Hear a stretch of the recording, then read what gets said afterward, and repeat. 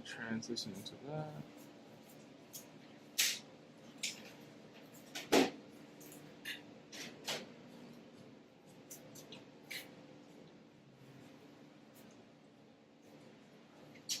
And you ready? I'm ready. Thank you, Brother Richard, for sitting down once again with us for Behind the Final Call cover story. Of course, we missed last week. A lot's going on. A lot's been happening these past few weeks, and it's moving quicker and quicker. But of course, today, we have the Final Call cover is Iran, Farrakhan, and the Truth. And this is volume number 38, number 9, and the date is December 4th, 2018. And of course, as we always start off, and as we always start off, why that title for this cover? Well, first of all, Brother Troy, Assalamu Alaikum. Thank you once again for having us, and we thank all of you for tuning in. So we want you to hit the like button, the share button, the notification button, hit all the buttons, and then in the comments, you should tell Brother Troy how nice he looks, man. This is wool, man. It's velvet now. Hey, man, Praise you to Allah. He got on. Anyway, so you never know what happens when you tune in. You might see Brother Troy in his sartorial splendor, and me looking like I just came off a press night. That's just the way it is. But so this week, Iran, Farrakhan, and the Truth. This is basically the minister reported a couple of weeks ago on his major trip to the Islamic Republic of Iran. This is, in a sense, a follow-up to that report. The minister had an audience with His Excellency Mohsen Razai, who is Secretary of the Expediency Discernment Council in Iran. He's also an advisor to the Supreme Leader. The Supreme Leader in Iran serves for life. He is not like a president. They also have a president, but the Supreme Leader serves for life, and they elect presidents, members of parliament, political, municipal leaders, etc. So, pretty fascinating message the minister delivered.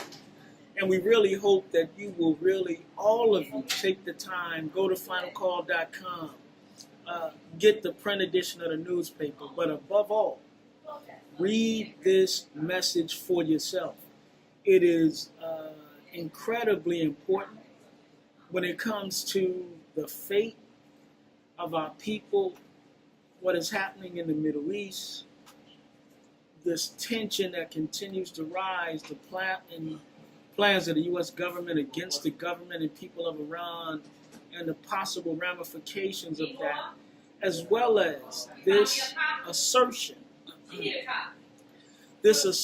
from the Honorable Elijah Muhammad that the great Mahdi, God himself, appeared among us in North America. Now, this is very important because in Iran, you have some of the foremost scholars of the Mahdi, and this is the prophetic figure in Islam that the Muslims expect to come at the time of judgment of the world. We also await the advent of Jesus with the Messiah, these two prophetic figures. So very, very powerful. You have to really read it for yourself. But suffice it to say, the Honorable Elijah Muhammad's teaching about the Mahdi, the coming of God and his relationship to black people in America, was very seriously received when the minister visited Iran. So we encourage you to learn about this message for yourself. Don't take a position based on what other people say or what other people believe. If you have not heard it and listened and decided for yourself, you do yourself a great disservice. Thank you very much, Brother Richard. And I guess I have to echo with you the importance of making sure all of the recent messages from the Honorable Minister Louis Farrakhan that he has shared, that we make sure that not only are we reading them, but we're studying them and identifying how we can apply them to our lives. And that's one thing that, when we look at the minister as a guide, a guide is one who provides guidance. That's right. And so if we just hear the words and we don't find out and identify what it is that we need to do in our lives, then we're just looking at him as an entertainer. I just want to read one portion. So in this setting, the minister is meeting with Mr. Razai, who's a major figure in Iranian political life, major figure. The minister speaks, very powerfully in so many places. So one, I'd like to repeat, this is first from the minister. They, meaning America, give you sanctions, but our Mahdi Allah is going to sanction them, not with sanctions, but with divine judgment. If Allah does not repent, which I don't think she will, she is finished as a great nation. So this same morning, and what the minister stressed, was that this trip to Iran was about delivering a message. It wasn't about asking for anything. It was not about signing a memorandum of understanding. It was about delivering a message that has its complement in Islamic history. And if I could go there for just a second, we'll try to do it real quick. But when the Prophet Muhammad, peace be upon him, was called the prophethood, at a certain point he sent messages to the leaders of the world. He was not a world leader in the temporal sense at that time. Islam was not controlling the world at that time. But he sent letters to the Byzantine Empire, the Romans, the Khosrows of Persia, the Egyptian rulers, and the Negus of Abyssinia. So old Persia is modern Iran. So at that time, in the time of the Prophet, peace be upon him, he sends this message to the leader of Persia, who was a pretty powerful man, sitting over an empire, and essentially the Prophet sends him a message, a letter, saying that if you will submit to Allah, there will be peace and security. If you don't submit, there will be other consequences. But the Prophet was not in any way militarily able to execute any of that. So the Khosrows of Persia gets the letter, he tears up the letter. He flies into a rage. Then he sends, through his governor, I believe in Syria, he sends out the order, get this man Muhammad and bring him to me. Well, it is said that Muhammad, when he found out about the response of the Persian ruler, he said that just as the ruler tore up this letter, so will his kingdom be torn to pieces. And so when these men, empowered by the Khosrows and his vassals, if you will, came to get Muhammad, as they were coming to get Muhammad and bring him, there was a coup in Persia, and the king's son, it is said in some historical accounts, actually killed him and took over the throne. This is the beginning of the deterioration of the Persian Empire and their eventual conversion or their eventual acceptance of Islam. So I say all that to say this. The minister recited that history. When he went to Iran, that history was ringing in his mind. So when he spoke in a way that was full of courage, but faith in the God that he preaches about. So after he said what he said, he then said to this great political figure in Iran, who was also a former leader of the Revolutionary Guard Corps in Iran, you can do with me what you will. But instead of being condemned, the minister's message was embraced by Mr. Razai, who was an advisor to the Supreme Leader. And shortly after this audience or dialogue, if you will, the minister met with the Supreme Leader. I want to read just a little something. This is from Mr. Razai, if I might. You remember that Iran had its revolution in 1979. Students took over an embassy, the American embassy, and they held it. This is Mr. Razai talking about that time. This is in 1979 in Iran with the takeover of the American embassy in Tehran, okay? So Mr. Razai says, when the students occupied the U.S. Embassy in this campaign, which was done independently from the government. It had nothing to do with the government. Then the Imam Khomeini ordered, first of all, the Afro-Americans should be released along with the women that were there. Then the Imam Khomeini ordered, first of all, the African Americans should be released along with the women that were there.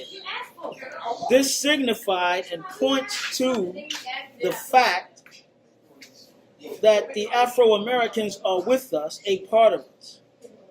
The Imam was trying to say that by liberating the Afro-Americans from the embassy to show to the world that we have no problems with these people. So during the Islamic Revolution, there was an affinity for black people. There was an understanding of our oppression, and Iran has continued to examine that and has held conferences, for example, about police brutality and human rights violations right here in the United States. So I guess my point is really incredible meeting that I would just say everybody needs to read it for themselves. But much respect paid to the minister, not only his person, but his wisdom, his representation of the teachings of the Honorable Elijah Muhammad. He also said that when he met with one of the Ayatollahs, he asked him, after he made his presentation, the minister asked, "What would you have me do?" And he was told, "Keep teaching Islam as you have done." So again, pretty powerful message. Again, go to finalcall.com and read it. Pick up your print edition of the paper, get your digital subscription. Go back and look at our coverage last week. Inshallah, we will run part 2 of this article next week. But please get it, study it, consider it, and watch what is happening on the international scene. Is vitally important. Now, we didn't get a chance to sit down last week, and of course, you had an opportunity to do some traveling with Honorable Minister Louis Farrakhan, even though it didn't play out as intended. Yeah. Can you speak a little bit about what happened in your trip, as well as looking at, you had an opportunity to travel with Honorable Minister Louis Farrakhan overseas and into Iran before, right? Correct. So in this time period right now, 2018 going into 2019, what's different, or what was different about this trip at this particular time? And of course, I know I threw 2 at you at the same time, so. No. That's okay. What was different about this particular trip from when we went a couple years ago? When we went a couple years ago, we went as one group, one delegation, all at the same time. The most recent trip, one part of the delegation went with the minister. They went straight to Tehran. So you fly from Chicago to Doha in Qatar, and then you fly from Doha to Tehran, right?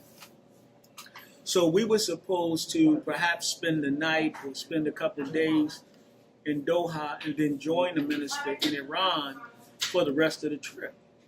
It never worked out. So we were going to the embassy, Iranian embassy in Qatar every day, trying to get these visas and trying to get permission into the country. It never happened. So it ended up we were in Doha so long that we waited for, by the time it was time for the minister to return. So we just basically waited for him that last day or so to come back so we could receive him and then travel back to the United States. But what we were doing while we were in our gilded prison at the Doha Marriott, which is, if you gotta be, stranded somewhere, there are worse places. But when you're trying to accomplish something and you're not able to accomplish that mission for which you were sent, it's very frustrating on our end. So what we did was we monitored the news, we monitored and we sent information to Tehran as best we could. We did not even know necessarily that it was being received. The minister was very busy, a lot of meetings, a lot of discussions, just on and on and on. So at a certain point when I was able to speak with him, he said, well, brother, we're thinking about doing a press statement from Tehran. Now, remember, this is when the lie came out that the minister had led this Death to America and Death to Israel, which he never did. So that was ringing all across America. And we had not responded in any way to it. So this statement was going to be our response to that lie. So he said, brother, we're going to send you the addresses, a couple of the addresses we made here in Tehran, and we want you to draft a statement. Well, it was kind of late, and you have to understand this. In order for those messages on video, audio to be transmitted over the internet, they had to be reformatted first. So that would take some time. After the reformatting, they would have to be then, you would have to try to send them over the Iranian internet. And at that time, the U.S. had implemented sanctions against Iran. So everything was slower. Information was slower. So I'm looking at the time. I'm like, well, by the time they send that, it's going to be, I don't know, 2, 3 in the morning. Let me get to work right now. So I collected as much information as I could based on media reports and a little video, and I drafted a statement. So that statement, when I sent it, I said that my hope is that this will at least be the beginning of a discussion for a response. By Allah's grace and to my joy, the minister accepted the statement wholeheartedly and said that the words were so close to his spirit that he could not believe that he didn't write them himself. So great honor, but not only that, that statement we were able to send out and then insert his words and his denial of this ugly and false charge. So ended up being very important. So we essentially were stuck in Qatar, and we did the best we could while we were there, trying to get to Tehran every day. We didn't go sightseeing. We didn't go hang out. We were pretty much restricted to the hotel. A couple of the brothers, it was 7 of us. So 3 or 4 of the brothers went for a walk like a day or 2 before we left. We were there a week. And I have to say, when we went to the Iranian embassy, we did stop to have coffee at the Starbucks in beautiful downtown Qatar, which has very beautiful architecture. It is a peninsula, so it is surrounded by water. It is not simply a desert kingdom. And it's a very, very interesting place, even though I didn't see a lot of it. Yes, sir. Thank you. So, and just the other part of the question was in terms of like right now, 2018, why is this trip so significant now in this time with the presidency of Donald Trump? Why is this significant now? A couple years ago, the Obama administration was trying to find a way to negotiate and find some rapprochement with Iran. So they joined with other nations, and they came up with an agreement that would limit or keep Iran from gaining nuclear capacity for military use. Okay? So there was a different atmosphere. There was a different tone coming from the administration, where Iran was now being courted, if you will. Certain elements in the Iranian political world were being courted, if you will, along this path of what the U.S. would call moderation. With Mr. Trump in office, he totally tore up that agreement in terms of U.S. participation. That's one. There is no effort to find rapprochement or mediate or build a relationship with Iran. So that's one. 2, Mr. Trump has now reinstituted very harsh sanctions against Iran. 3, Mr. Trump has sided totally with the government of Saudi Arabia and wants to use Saudi Arabia and the Sunni nations against Iran, which is a Shiite country. So those are the 2 major branches of Islam. Sunni and Shiite, and there has been a schism, if you will, in the Islamic community for 1400 years between these two major branches of the religion. So there's a totally different orientation, much more antagonistic. John Bolton, who is National Security Advisor, is one of the war hawks, if you will. Never has been open to trying to find a way to bridge a gap.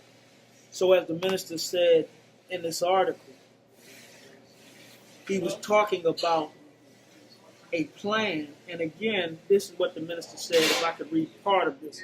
This is the minister speaking to Mr. Razai. I was weighing very carefully the time, the government of America, and what America, I believe, is planning against the government and people of Iran. We have never been closer to war than we are right now. This is the minister speaking in the present. For the last 20 or more years out of the Pentagon, plans were developed to overthrow 7 Muslim nations in 5 years.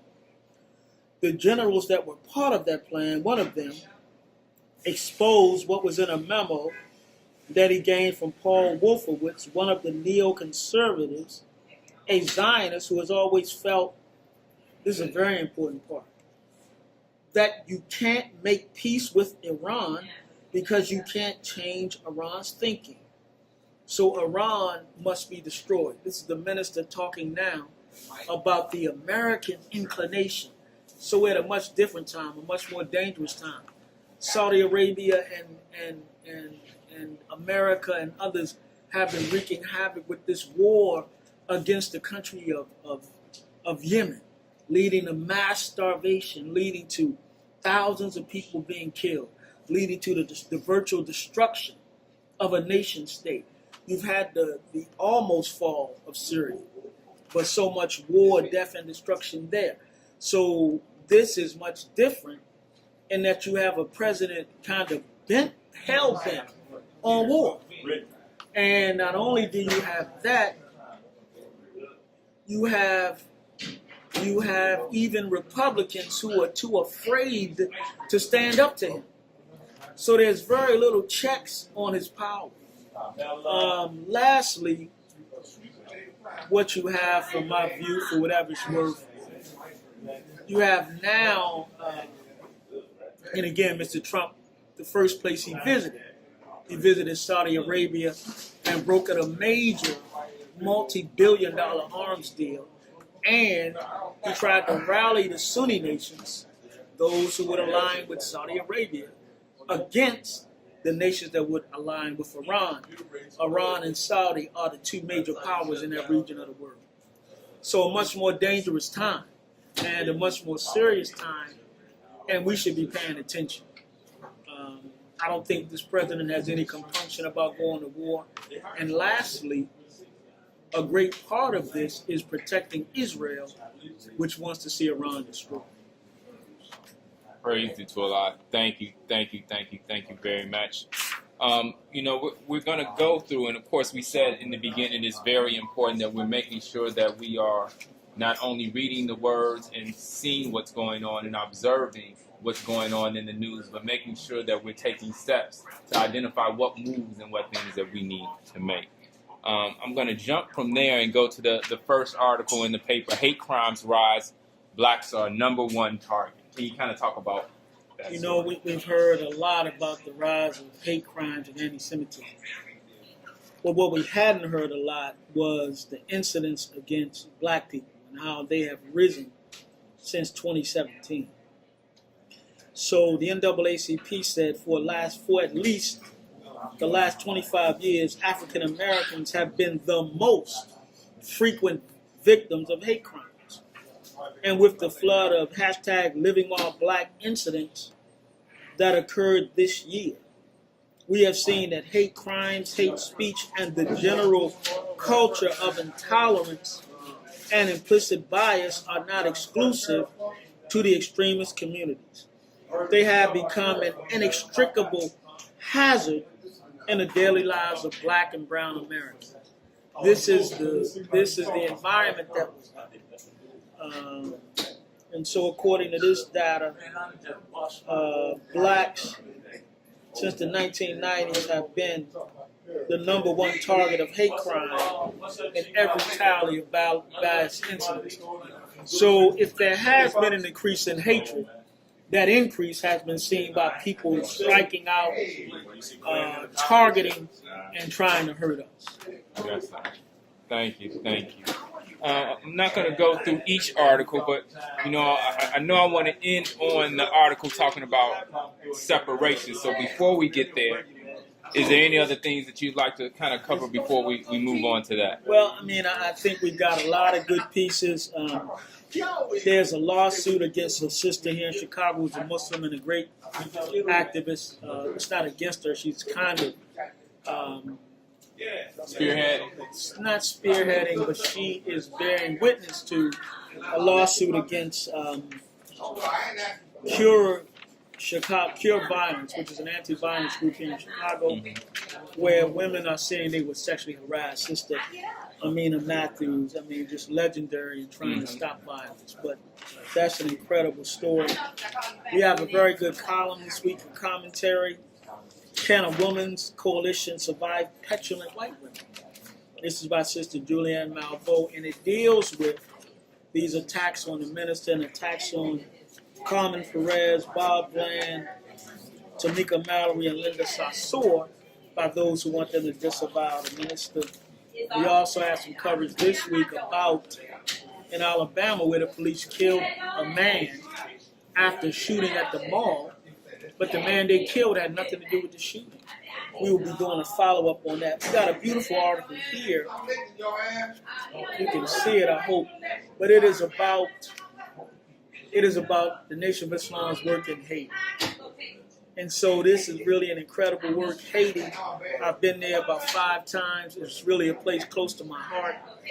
This is the work of Brother Joseph Nakanda, one of the student ministers, Ayana Elijah Muhammad. He's also an attorney.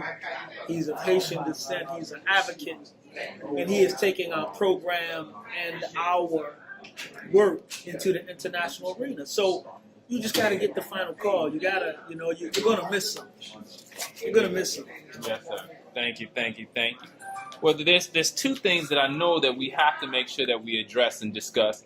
Of course, the article. Of course, we're right back again with our up with Jesus, down with Satan. Santa Claus. Same difference, right? Yeah. And we want to continue to push that. But one of the things that I have to stress that I think sometimes is pushed out of the or out of that discussion is when we talk about boycotting holiday spending, is that the whole justice or else movement is really pushed on not just withdrawing our support, but redistributing that pain. So as we're taking the resources out of this economy that doesn't benefit us, that it's important that we're pushing that money into our community. So right now, of course, we're in the fabulous foodie spot, right on 7350 South Stony Island in Chicago, Illinois, supporting Black businesses. So we don't want to just take those resources from those who haven't benefited us, but we want to make sure that we're taking those resources and putting it back in our community. Yeah, and the minister said a couple weeks ago,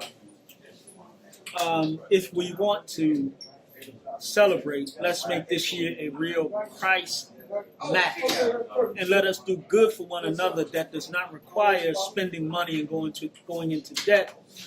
He said, but if you have money and you wish to spend it, find Black businesses. That's right. And spend your money with Black businesses so that the dollar circulates in our community and creates greater opportunity, which leads to greater development, which starts to help us help ourselves to eliminate some of the ills and some of the social problems that we see, because we need to harness our economic strength. Yes. Thank you.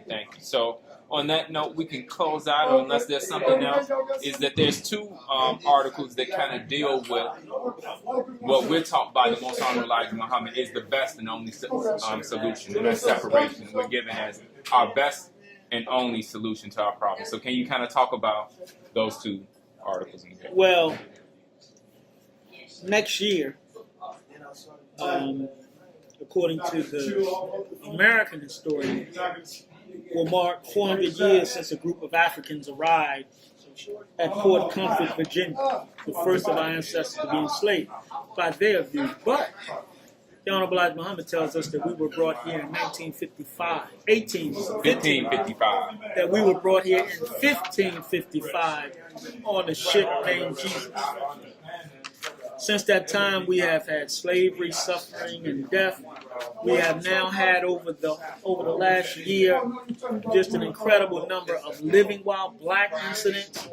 A black girl can't sell water. A black family can't go to a pool. A black man can't sit in Starbucks. A black family can't barbecue. On and on and on and on and on. This is what we have suffered in addition to police shootings, in addition to mass incarceration, in addition to poverty, in addition to lagging behind white people in almost every societal indicator, no matter what you're talking about, whether it's economics, whether it is health status, whether it is education, whether it is investment, home ownership. We continue to lag. And in many of these cases, we're getting worse.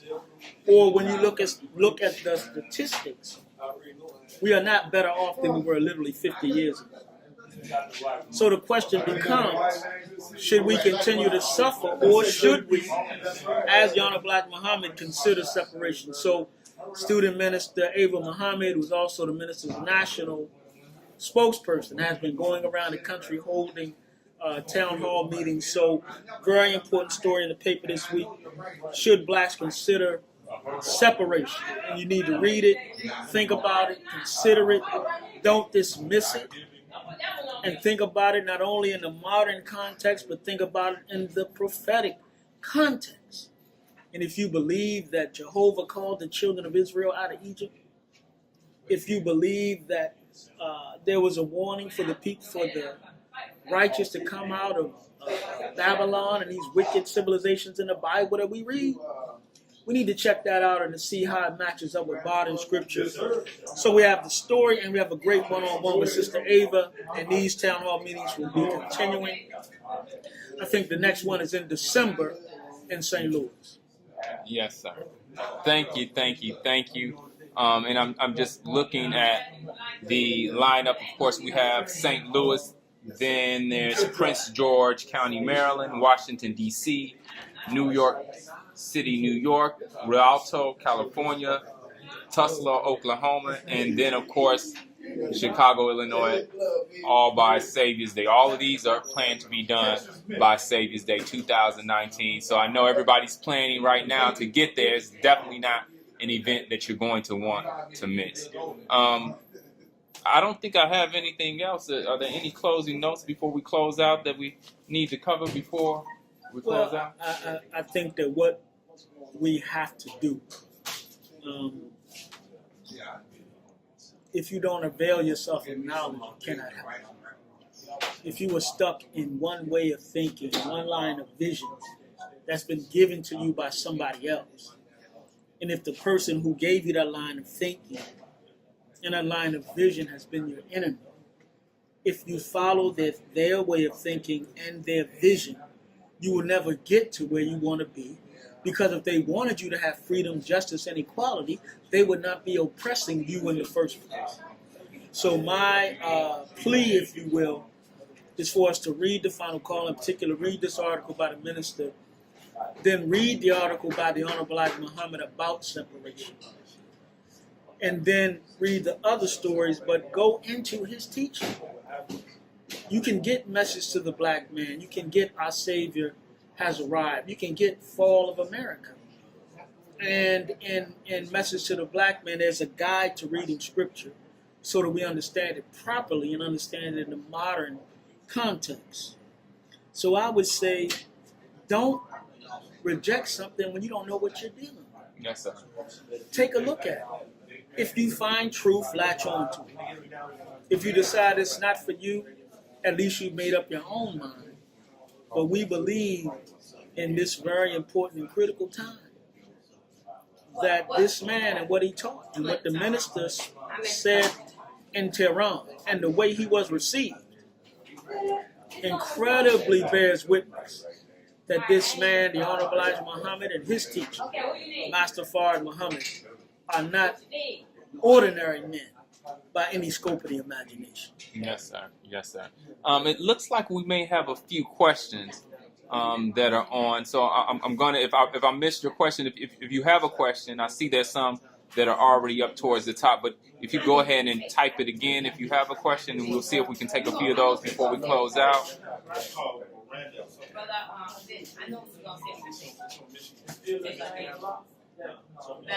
So somebody just makes a comment. Has any president in recent years been adverse to war? I don't think that's a real question. Well, I mean, I think that's a legitimate question.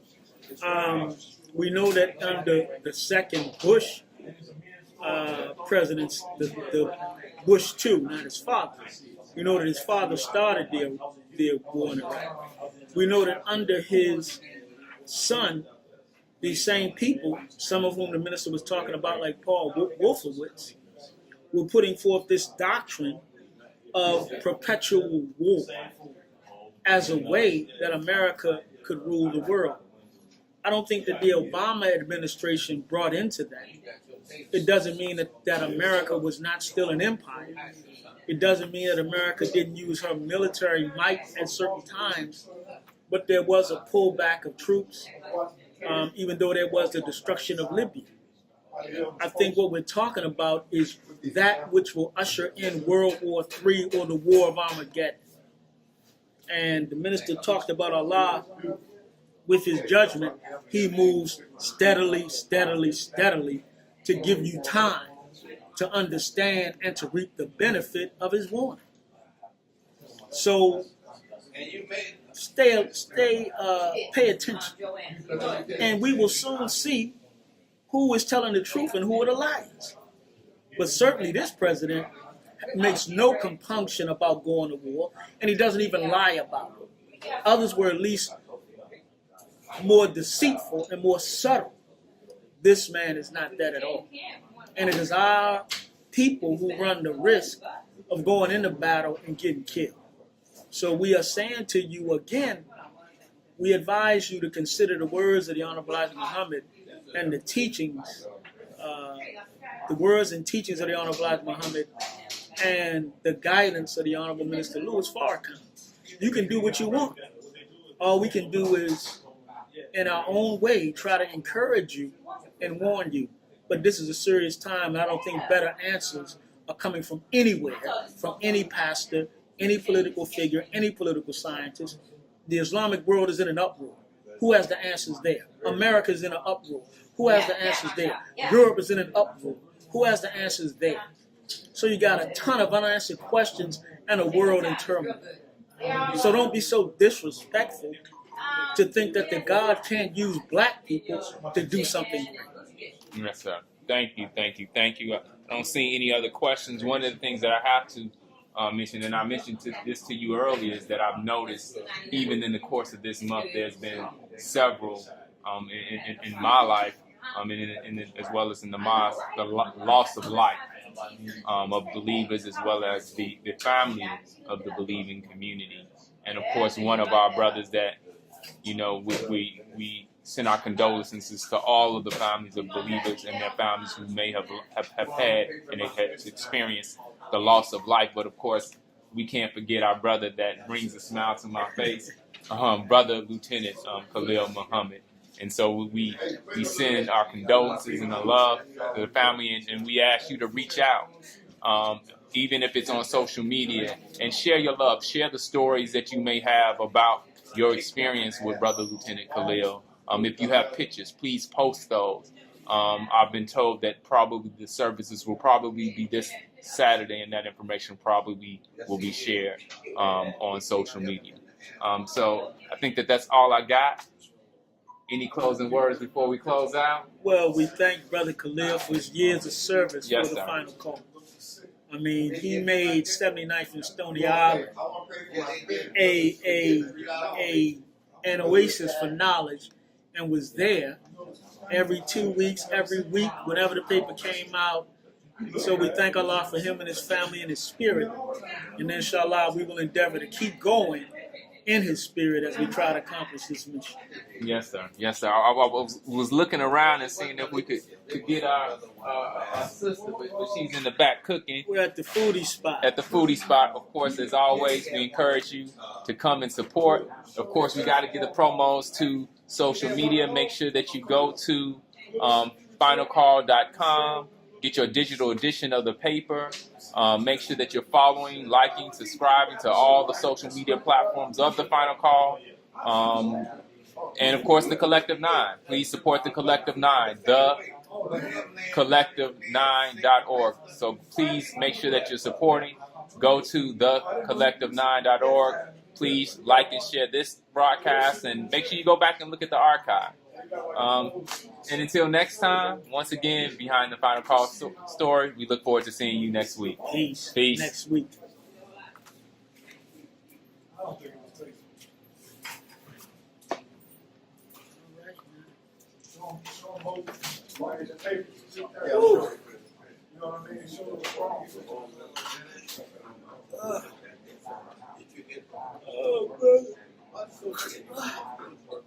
Man, this article is such a...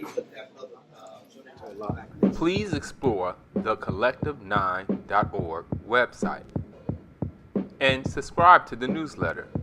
Explore the site and make sure you check out Web TV.